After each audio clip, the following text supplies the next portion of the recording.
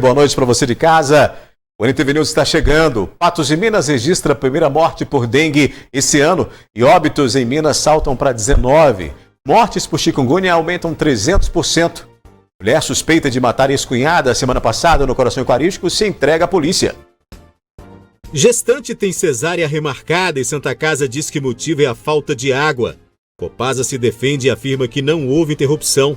Mãe de 25 anos e bebê de 1 mês morrem em grave acidente na BR-365. Pacientes reclamam de transtornos com obras na clínica de especialidades. Surto psicótico em Patos de Minas, ele teria misturado remédios controlados e bebida alcoólica. Aumentam os chamados ao SAMU e trotes ainda são preocupação. Zia reclamam de transtornos por buraco aberto pela Copasa. No Nova Floresta, a moradora pede solução para a água que invade casa toda vez que chove. Em condomínio, continua problema de fornecimento de energia. Agora no NTV News.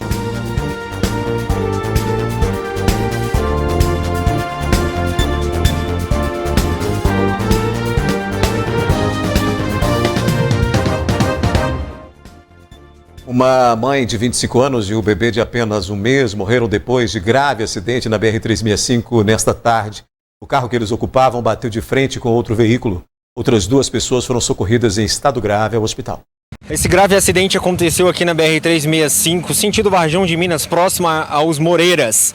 A PRF e o Corpo de Bombeiros foram acionados para o local para esse grave acidente que acabou vitimando, tirando a vida de 2 ocupantes do veículo Siena, sendo uma mulher de 26 anos e o seu filho com apenas 1 mês de idade. Uma colisão frontal envolvendo aí 2 veículos, né?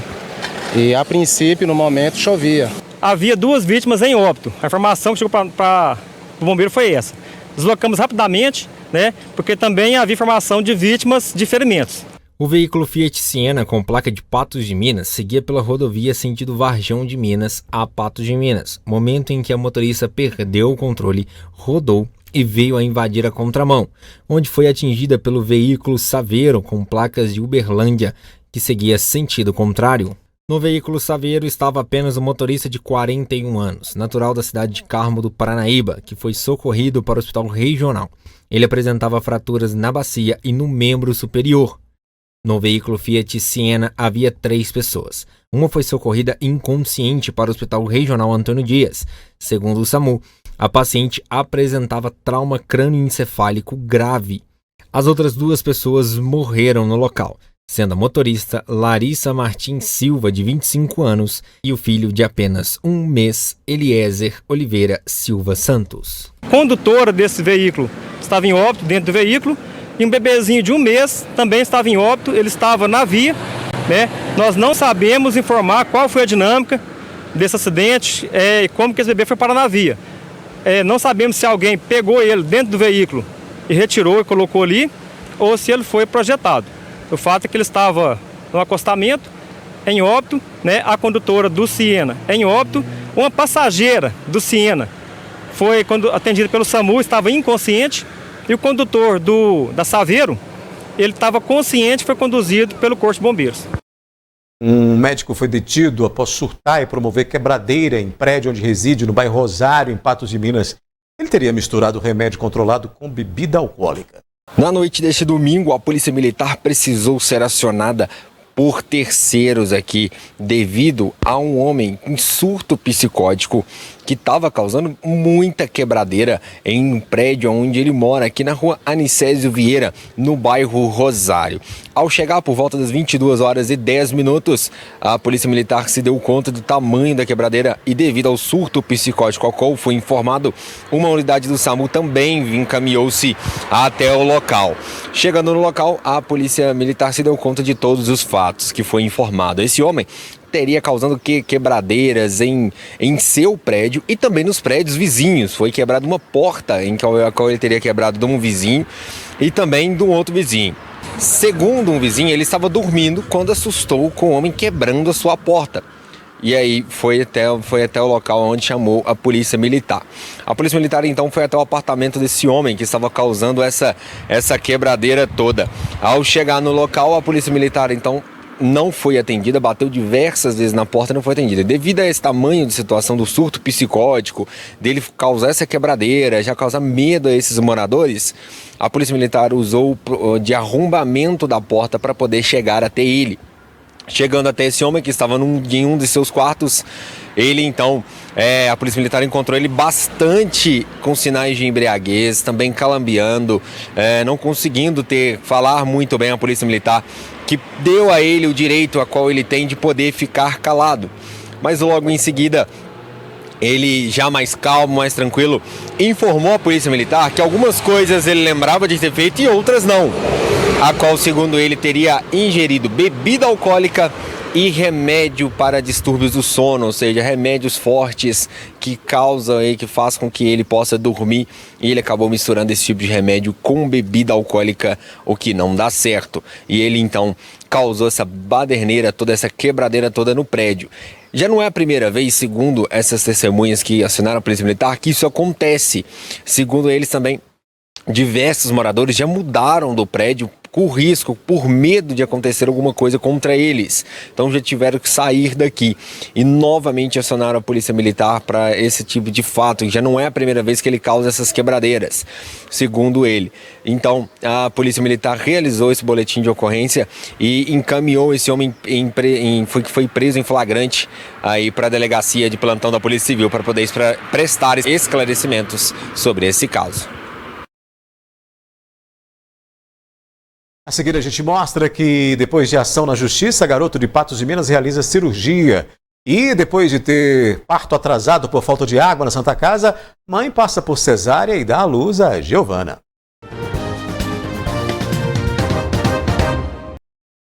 Olha só isso, uma gestante teve o parto remarcado nesta segunda-feira porque, conforme a Santa Casa, o hospital enfrenta problemas com abastecimento de água. E a Copasa disse que não houve interrupção. Uma gestante enviou mensagem ao jornalismo da NTV indignada com a remarcação da cesárea pela Santa Casa.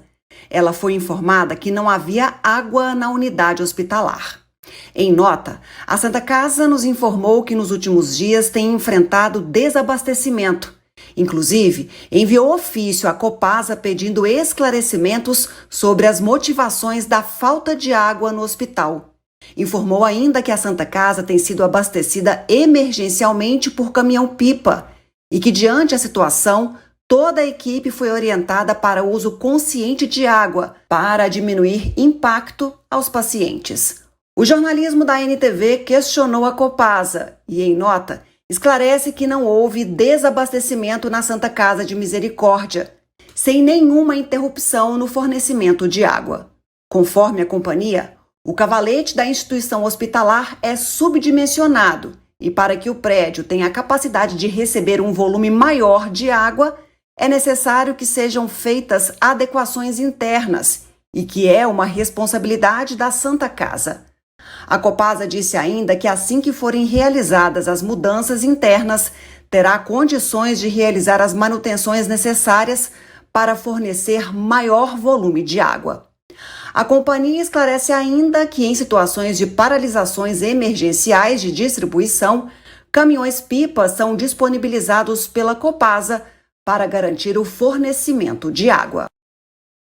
E depois da surpresa e indignação da mãe com o adiamento do parto, a cesárea foi remarcada e realizada na tarde desta segunda-feira na Santa Casa, em Patos de Minas. A Giovana, que você está vendo aí nas imagens, nasceu às 4h19 da tarde, com muita saúde para a alegria dos pais e da família, hein? Nasceu com 3 quilos, 310 e 51 centímetros. E a gente, claro, deseja só felicidades para os pais, muitas bênçãos e alegrias para a pequena Giovana.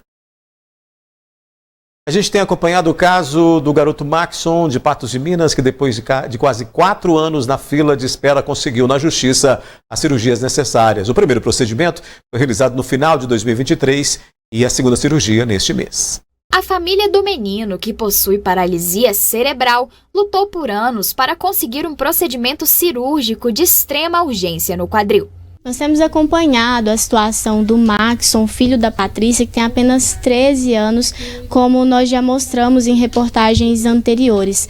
E, Patrícia, é uma dificuldade, né? Um caso já que vem desde julho de 2020, como você já me adiantou. Como que tem sido esse desgaste mesmo, né, para resolver a situação do seu filho? É a demora, né, que eles estão, né? Um passa para um lado, outro passa para o outro. E o caso dele vai só agravando mais. O juiz já deu a determinação, mas ainda não foi cumprida, né, a determinação que o juiz fez. A decisão da Justiça dessa semana, em razão do descumprimento da ordem judicial anterior, foi realizado o bloqueio no valor de quase R$ 73.500 da conta do Estado de Minas Gerais, indicado o hospital onde será realizada a cirurgia de Maxson. E, finalmente, conseguiram o que tanto precisavam. O primeiro procedimento foi realizado no dia 29 de dezembro. É um alívio, né? Que agora eu vou ver meu filho não sentir dor mais, né? Não sofrer mais igual ele estava, né? É uma alegria muito grande, né? Depois de todo o pesadelo e dos momentos difíceis que a família enfrentou, o menino já passou por 2 procedimentos importantes para a sua recuperação. A primeira cirurgia está tudo bem com ele, está evoluindo super bem. O corte que a gente fez no osso já está num processo mais avançado de consolidação, tanto a parte do fêmur quanto a parte da bacia. E a segunda cirurgia, ele está em processo de recuperação, está indo bem. E a partir de agora, assim, feitas as 2 cirurgias, né, vai vir agora o processo da reabilitação, que aí é um processo contínuo, né, dado à cirurgia e dado ao problema de base que ele tem. Pelo fato de pessoas acamadas estarem propensas a esse tipo de problema, o diagnóstico precoce é sempre o melhor remédio. Na paralisia cerebral, infelizmente, não tem um método efetivo que vá evitar. Tanto que existe todo um protocolo que a gente segue e o ideal é que esse acompanhamento comece com a criança em torno de 2 anos mais ou menos, e todo ano a gente acompanhar com uma radiografia de bacia anual. E se a gente vê que com o processo do tempo a cabeça do fêmur ela está sendo jogada para fora do quadril, da bacia, a gente tem que intervir. É muito importante que um apelo social seja feito e que o poder público olhe com mais atenção para casos como o de Maxson. Da mesma forma que o Maxson teve esse problema e tem esse problema, né, eu atendo na PAI, eu e a Lohane, nós somos 2 ortopedistas que atendemos na PAI, e essa é uma realidade muito frequente na PAI e que a gente se depara com a questão morosa do SUS de não conseguir o tratamento em tempo adequado. Tanto que, quando eu comecei a olhar o Maxson, eu poderia ter reconstruído os 2 quadris dele. Isso tem 4 anos atrás, que eu comecei a acompanhar o Maxson. Às vezes, um apelo social para ajudar outras crianças que estão lá na PAI que também precisam, né, desse tipo de cirurgia. O que a gente mais espera quando mostramos esse tipo de situação é de que essas pessoas que estão na fila, à espera por atendimento, pelos procedimentos, consigam, né, que a gente possa dar aqui uma notícia boa, né, de uma vitória com relação a isso, porque a fila é imensa e são muitos os casos que a gente tem noticiado aqui com relação a isso, essa espera longa por atendimentos na rede pública de saúde. Vamos fazer um rápido intervalo. A seguir a gente fala da previsão do tempo que indica mais chuva para a região. Você vai ver que moradora do Nova Floresta pede solução para a água que invade a casa toda vez que chove. E no Santa Luzia, moradores reclamam de transtornos causados por buraco aberto pela Copasa.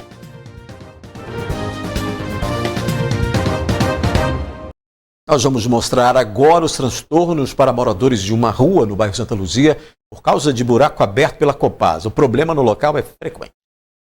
Através do WhatsApp da NTV, o Odilon nos enviou esse vídeo. Quer fazer uma reclamação na minha porta aqui? Que explica que o povo fez na minha porta, pra você ver. Espia aí, ó. Espia aí na TV, ó. Que o povo tá fazendo na porta dos outros, pra você ver que a bagunça que você tá fazendo, ó. A bagunça que tá virando. Mexe, não ruma não, tá vendo? Tá todo mundo clamando isso aqui, os vizinhos tudo clamando, os vizinhos tudo clamando, ó. E após essa reclamação, a nossa equipe foi até a Rua Paraíba, entre as ruas Bahia e Goiás. Segundo a dona Maria, esse buraco foi aberto recentemente pela Copasa. Mas é quase direto, está com um ano que de vez em quando eles vêm aqui e abrem, faz o peteco daquele jeito. Lá, a dona lá de baixo, lá, que arrumou, ela arrumou lá, assim, eles petecou lá, mas falou maior alto para poder ver se eles paravam de petecar na porta dela. Bom, passou para minha porta. Passou e virou que peteco ali de lama verde. Olha, para você ver que eu achei que eles tivessem jogado um pouco. Não sei. E estava tudo sujo de barro, a calçada ali, não precisava de ver. Aí eu falei, até chorando, chorei. De nervo que eu fiquei. Porque passa carro ali e joga lama na calçada e não para limpo. Aí se eu jogar água lá, ele vai ficar tudo nas minhas custas. Não pode, eu não dou conta de nada, não. Aí então não tem como eu ficar pagando talão d'água para ficar jogando, lavando calçada que os outros petecam, não. E por que eles abriram aquele buraco ali? Eu acho que eles foram arrumar a rede de esgoto ali. E para mim, eles estavam mexendo ali desde cedo, chovendo, que eu cheguei lá, minha filha do céu, não até chorar, eu chorei. De tristeza que tá aquele barro ali, ó.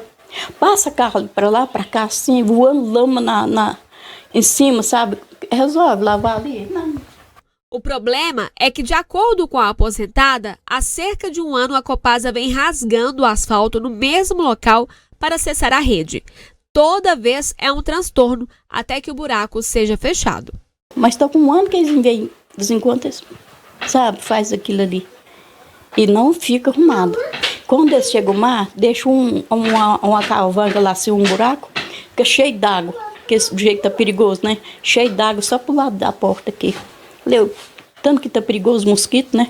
A nossa reportagem entrou em contato com a Copasa, que informou que o buraco foi aberto para uma manutenção da rede de esgoto. Disse ainda que enviará uma equipe técnica ao local para concluir a recomposição asfáltica. Pois é, a Copasa, como você ouviu aí, disse que vai enviar a equipe técnica essa semana na Rua Paraíba, no bairro Santa Luzia, para realizar a conclusão e a recomposição asfáltica da via. Uma moradora no bairro Nova Floresta faz apelo para as autoridades. Toda vez que chove com mais intensidade, a água entra para a casa dela. Enquanto aguarda por uma solução, a moradora vai contabilizando os prejuízos. A dona Neide mora na rua Doutor Afonso Corrêa Borges há muitos anos. Ela conta que o imóvel foi construído pela Caixa Econômica Federal e que adquiriu ele através de um financiamento junto ao banco. Após anos, ela conseguiu quitar a casa, mas os problemas que ela vive hoje também ocorrem há anos. A dona de casa conta que o imóvel foi construído abaixo do nível da rua e toda vez que chove com maior intensidade, a água da chuva que desce pelas ruas Getúlio Felipe de Melo e Geralda Gomes de Oliveira invade a sua residência, como mostram esses vídeos. Quando a chuva vem muito forte, a água vem da rua de cima, junta com a de lado aqui de baixo, e entra tudo para dentro da minha casa, sabe? E isso é um problema que eu já tinha, mas antes de arrumar a caixinha de esgoto, depois que o esgoto que voltava. Depois que rumou lá para cima, aí aqui em casa, aí pronto, aí virou uma coisa de louco. Uma chuva mais forte que dá, alaga a minha cozinha, entra do lado de cá, entra do lado da rua de cá, e a minha casa parece um rio. Todo ano, se der chuva forte, isso acontece. Molha tudo, entra água aqui dentro, alaga a minha casa. Agora está entrando até pela porta da sala, quer dizer, uma hora vai entrar pela cozinha, para a sala. Por conta disso, ela já teve diversos prejuízos. Acabando com meus móveis da cozinha, né? Meus eletrodomésticos. Derrubou o muro lá do fundo. Vocês veem tanto que a chuva foi forte esse dia. Através do Conecta Patos, a família entrou em contato com o município e denunciou a situação. A resposta da prefeitura é de que a demanda foi repassada para o setor responsável. Enquanto isso, a dona Neide espera por uma solução definitiva. Não está dando. Eu queria que alguém tomasse uma atitude, desse uma solução. Porque a casa foi feita abaixo do nível da rua, certo? Mas arrumasse agora. Quem fez foi a Caixa, né? Agora, a prefeitura, eu não sei quem que autorizou primeiro. Se faz e depois a prefeitura autoriza fazer a casa, alguém é responsável por isso aqui. Olha só, a Prefeitura de Patos de Minas disse ao jornalismo da NTV que está averiguando a situação. Fala em chuva, vamos à previsão do tempo para a região. O IMET emitiu alerta para chuva intensa no Alto Paranaíba e Noroeste. Confira aí. Previsão do tempo. O volume acumulado de chuva em Patos de Minas em fevereiro já ultrapassou 165 milímetros, quase todo o volume esperado para o mês, que é de 170 milímetros, de acordo com o Instituto Nacional de Meteorologia. E as chuvas continuam na cidade e na região nos próximos dias. E há até alerta vermelho do IMET, pois há risco de tempestade. As temperaturas permanecem estáveis. Em Patos de Minas e Lagamar, máxima de 27 graus amanhã. Em Lagoa Formosa e Patrocínio, os termômetros alcançam 25 graus. E em Varjão de Minas, mínima de 21 e máxima de 28. A seguir aqui no NTV News, pacientes reclamam de transtornos com obras na clínica de especialidades. Aumentam chamados ao SAMU e trotes ainda são preocupação. E ainda, patenses gastam 33% mais em 4 anos para manter Câmara Municipal. De acordo com o levantamento do Tribunal de Contas do Estado de Minas Gerais, os mineiros gastaram 35% mais entre 2020 e 2023 para manter as câmaras de vereadores nos 853 municípios do estado. Em Patos de Minas, o gasto aumentou quase 33%.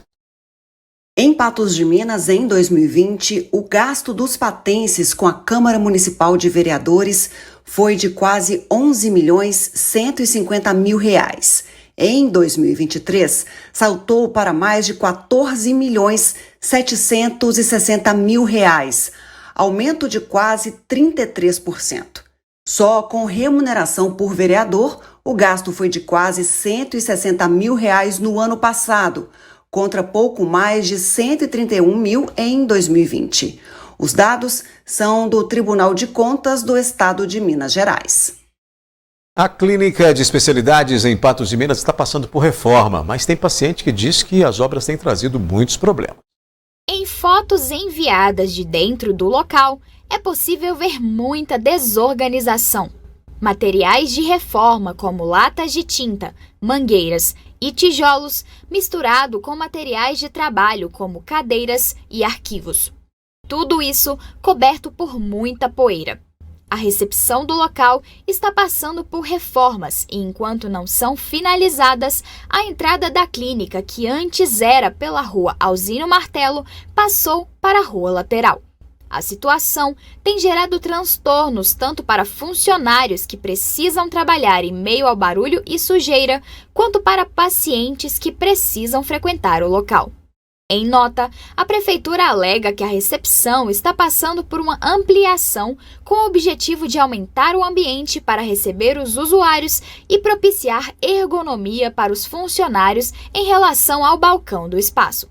Foi dito também que, infelizmente, não é possível executar uma obra sem transtornos e sujeira, mas as reclamações foram repassadas para a coordenação da clínica para que medidas sejam tomadas. A previsão é de que a obra no local termine até o fim de março, prazo que pode sofrer ajustes considerando o período chuvoso. Aumentaram as ligações para as solicitações ao SAMU regional de dezembro de 2023 para janeiro desse ano. Infelizmente, os trotes também cresceram. Em dezembro do ano passado, o SAMU recebeu 6.811 ligações das 33 cidades da macro-região Noroeste. Em janeiro, subiram para 6.844, que geraram quase 2.780 atendimentos. Em Patos de Minas, houve diminuição de ligações, porém, aumentaram os atendimentos com envio de ambulância entre dezembro e janeiro. Os principais atendimentos realizados no mês passado pelo SAMU foram casos clínicos, seguidos por traumáticos e, em terceiro, psiquiátricos. Os trotes são uma preocupação. O número de ligações falsas aumentou 23%, de 105 para 129 de dezembro para janeiro. Trote a serviços de emergência é crime. O problema que se repete atrapalha o socorro a quem realmente precisa e representa desperdício do dinheiro público. Pedir novamente à população, para tomar consciência, usar o SAMU quando realmente precisar de um serviço de urgência, porque às vezes a equipe está deslocando para atender uma brincadeira, uma brincadeira de péssimo gosto e deixa de salvar uma vida que realmente precisa do nosso serviço. A cada balança a gente tem que chamar a atenção para as pessoas não fazerem isso, né? Isso que é mais incrível, que as pessoas continuem passando esses trotes para o SAMU, que é um serviço de urgência, de emergência, que salva vidas, que precisa estar ali atendendo casos realmente sérios. Aí tem os desocupados que continuam passando trotes. Esse número, inclusive, aumenta de um levantamento para o outro, feito aí pelo SAMU regional. É impressionante. Nós vamos para o último intervalo do NTV News e, na volta, a gente mostra o apelo de uma cabeleireira para recuperar a moto furtada. E mulher suspeita de matar ex-cunhada semana passada no Coração Eucarístico se entrega à polícia. Para quem optou pelo pagamento parcelado do IPVA em Minas, começou hoje o vencimento da segunda parcela. A escala de vencimento da segunda parcela do IPVA em Minas Gerais começa nesta segunda-feira para veículos com finais de placas 1 e 2 e vai até sexta-feira para finais 9 e 0. Quem não pagar o IPVA ou quitar fora do prazo terá multa de 0,3% ao dia até o 30º dia. E depois desse período, a multa será de 20%, além de juros calculados pela taxa Selic. No balanço apresentado pelo Estado, até o final de janeiro, foram arrecadados 4 bilhões e 900 milhões de reais com imposto, 45% do total previsto para 2024. A gente mostra agora o apelo de uma moradora de Patos de Minas para recuperar a moto do filho que foi furtada no bairro Caramuru. Um problema de tirar o sono. O filho de Ana Lúcia teve sua moto furtada na noite do dia 18 de fevereiro na rua Guaranis, do bairro Caramuru. A moto estava parada no mesmo lugar de costume, no passeio de casa. Eu cheguei aqui em casa por volta de 8 horas. 8 e 5, 20 horas e 5 minutos. A moto estava estacionada aqui na porta, de frente por baixo da estrutura, que a gente tem um comércio e tem uma estrutura na frente. E eu subi. Nesse intervalo que eu subi, deve ter dado no mínimo uns 20 minutos. Eu chamei ele e falei, vamos aguardar a moto, porque a gente tem um cãozinho e sempre que abre o portão da garagem, o cão sai para a rua. Aí ele disse, vamos. Aí ele desceu primeiro e assim que ele abriu o portão, que chegou aqui embaixo, a moto não estava mais aqui embaixo da estrutura. A moto, uma Honda CG azul 125 cilindrada, que é de uso do filho para trabalho e faculdade. No momento, se encontrava trancada e mesmo assim não foi empecilho para que fosse realizado o furto. E é uma moto de 2013, Não é uma moto nova. É o que a gente conseguiu comprar, por enquanto, que ele tirou habilitação recente. E tranca, ela estava trancada. Eu não sei como que eles conseguiu. Eles devem ter dado um tranco.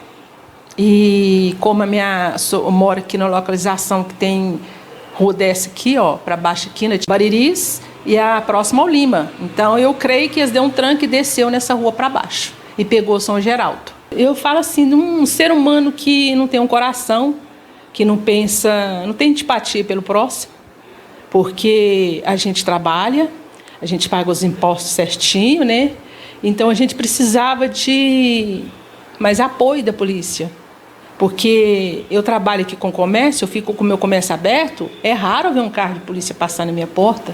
E aí a gente fica muito revoltante. Eu estou revoltada hoje, realmente. Eu falo sinceramente, estou muito revoltada porque a gente compra com muito sacrifício. É o meio de transporte do meu filho, que ele é estudante, ele faz faculdade, ele trabalha. E hoje teve que ir a pé. Por quê? Porque um bandido passou e levou a moto dele.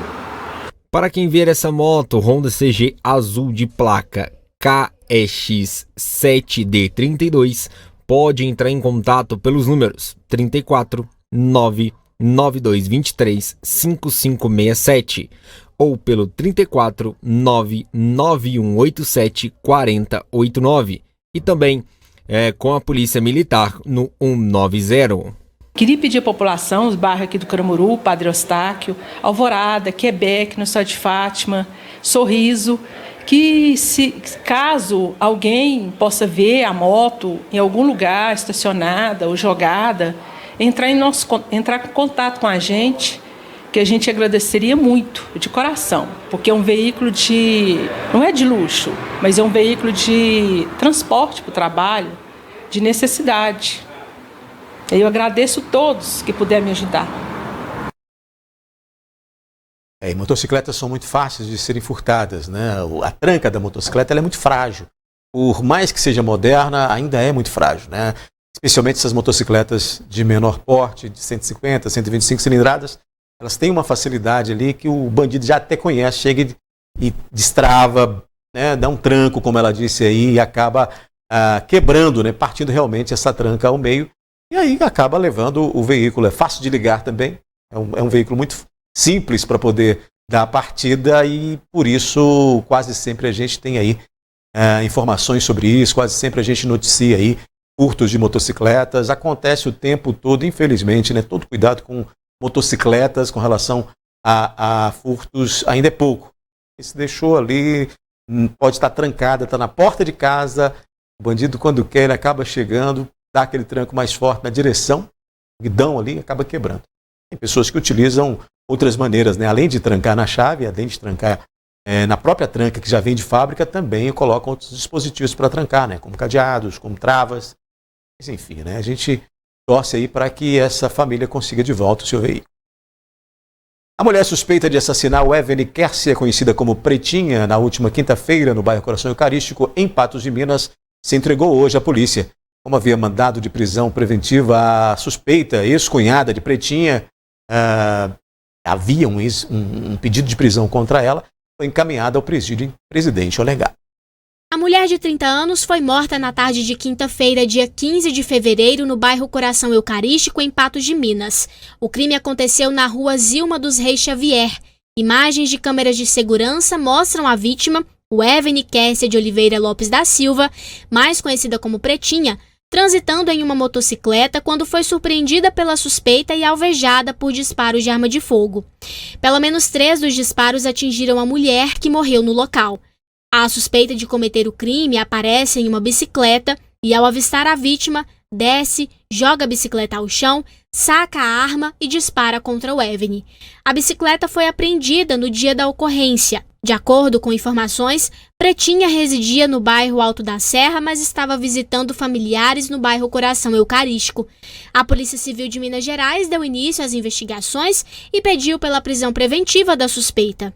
Na última sexta-feira, o juízo da Vara Criminal de Patos de Minas expediu, então, mandado de prisão preventiva contra a mulher suspeita deste homicídio registrado na última quinta-feira no bairro Coração Eucarístico.